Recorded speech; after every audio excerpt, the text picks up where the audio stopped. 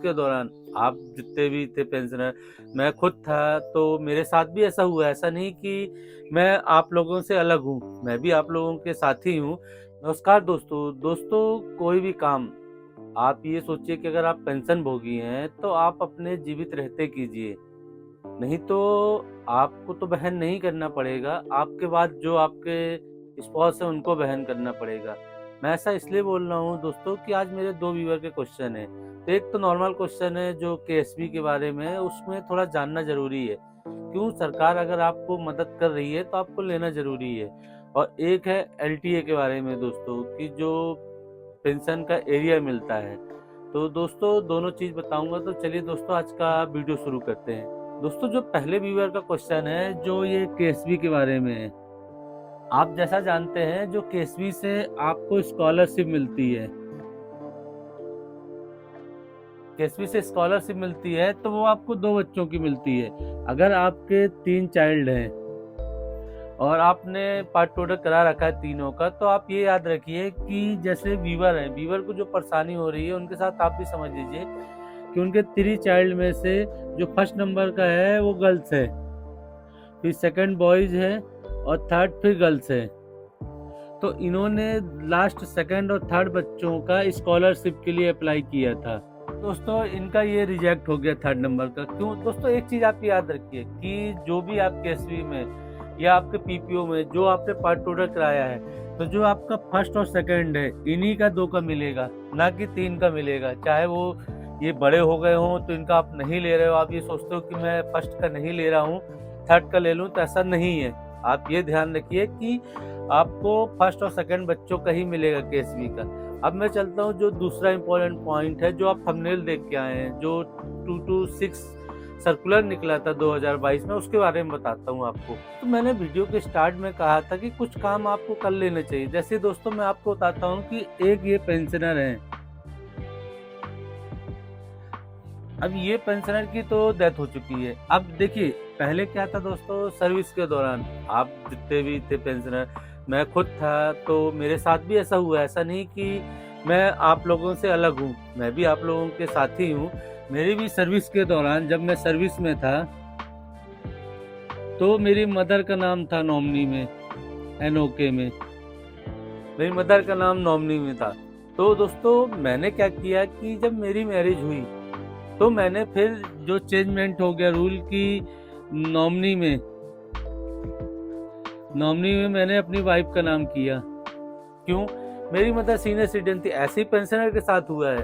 Pensioner के साथ क्या हुआ कि सर्विस के दौरान वो अपनी मदर का नाम रखे रहे।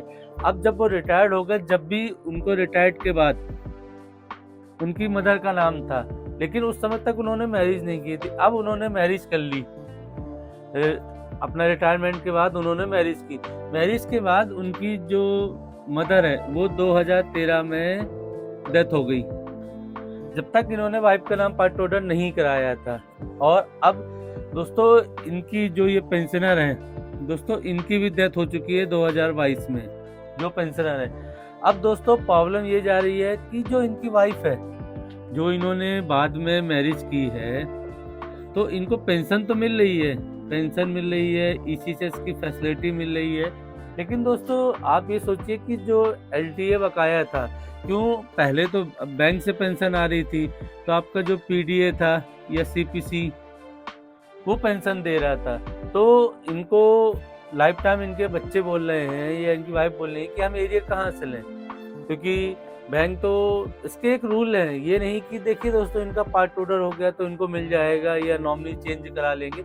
इसका देखिए दोस्तों एक रूल रेगुलेशन अलग होती है, आप पहले वो समझिए। तो मैं आपको बताता हूँ जो सर्कुलर 226 है दोस्तों, जो ये सर्कुलर 226 है, इसके अनुसार जो पेमेंट ऑफ एरियर पेंशन की होता है, ये इसको निकाला गया था, ये 2022 में निकला था। लेकिन दोस्तों ये 11 पेज का सर्कुलर है, तो मैं आपको डिस्क्रिप्शन में व्हाट्सएप लिंक है, तो वहाँ से आप डाउनलोड करके इसको पढ़ सकते हैं कंप्लीट। मैं आपको शॉर्टकट बता देता हूँ जो इन पेंशनों की प्रॉब्लम है। अब दोस्तों इसका एक रूल है कि अगर 12 मंथ तक क्लेम नहीं किया जाता। देखिए दोस्तों मैं दोनों चीज ऐड कर रहा हूँ, ये एक पेंशन का भी हो गया और एरियर का भी हो गया।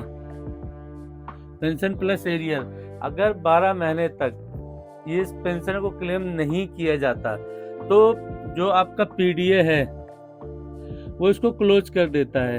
ये याद रखिए। क्यों? एक बार अगर क्लोज हो गया तो फिर आपको बहुत सी परेशानियां सामने करनी पड़ेंगी।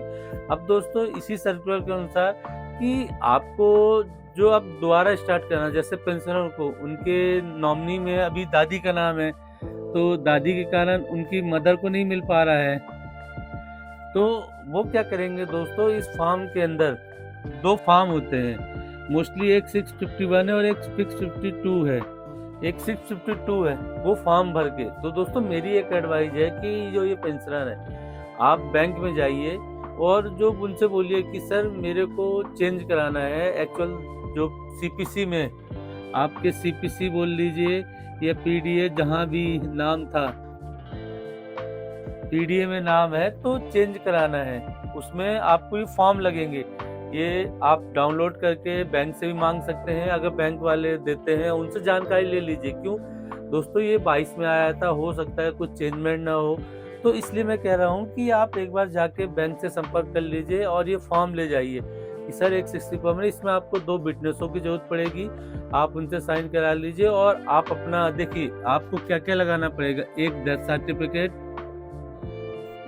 जो नॉमिनी है, देखिए इनको चेंज करना है, मैं उनके लिए बता रहा हूँ कि जो इनकी दादी है इनका नॉमिनी जो चेंज करना है, डेथ सर्टिफिकेट, फिर आपका पार्ट 2 ऑर्डर जो हुआ है, एक पार्ट 2 ऑर्डर लगा देना वाइफ का, और जो आपको मिल रहा है पीपीओ में क्योंकि आपका नाम आ चुका है तो पीपीओ की कॉपी लगा के ये नॉमिनी चेंज हो जाएंगे। जो आपका एरियर है जो बचा हुआ सरकार के पैसे में, तो पीडीए वेरिफिकेशन करेगा। हाँ एक चीज और दोस्तों, मैं आपको एक चीज और क्लियर करना चाहूंगा कि इसमें टाइम लगता है। कुछ पेंशनरों के साथ हुआ है जिनका पेंशन बाद में स्टार्ट तो हो गई लेकिन उनके एरिया नहीं दिया गया। मेरे एक पेंशनर है, मैं उनका नाम नहीं लेना चाह रहा हूँ, लेकिन मैंने कराया है तो उनका है कि उनके फादर की डेथ हो गई थी, फिर उनकी पेंशन जुलाई से स्टार्ट की गई, 6 महीनों का एरिया फिर बाद में दिया गया 1 साल बाद, तो आपको मिल जाएगा। आप इस सर्कुलर को पढ़िए। क्यों? अगर मैं आपको विस्तार से बताने लगा, आपको देखिए समझना खुद भी है थोड़ा बहुत, ऐसा नहीं है कि हम आपको पूरा गाइड कर सकते हैं, आपको थोड़ा बहुत पढ़ना भी पड़ेगा, समझना भी पड़ेगा। क्योंकि अगर एक 11 पेज का मैं सर्कुलर आपको बताने लग गया कि 6 फॉर्म ए क्या है, बी क्या है, तो आपको बहुत टाइम लग जाएगा और बहुत से व्यूअर आप भी खुद ना वीडियो नहीं देख पाएंगे। तो मैं इसलिए शॉर्टकट में बताया कि आप इस फॉर्म को भरिए और बैंक के पास जाइए, वो पीडीओ को भेजेंगे तो आपको क्लियर हो जाएगा। तो आप भी दोस्तों समय रहते ही, आप या तो सर्विस के दौरान या रिटायर्ड हो गए तो उसके दौरान जो ये छोटी छोटी चीजें हैं ये कराते रहिए। अभी तो एलटीए का अच्छा आ गया दोस्तों, देखिए अब तो इस पर्स में है, आप जो एलटीए है लाइफ टाइम एरिया, उसमें आप नॉमिनी कर सकते हैं।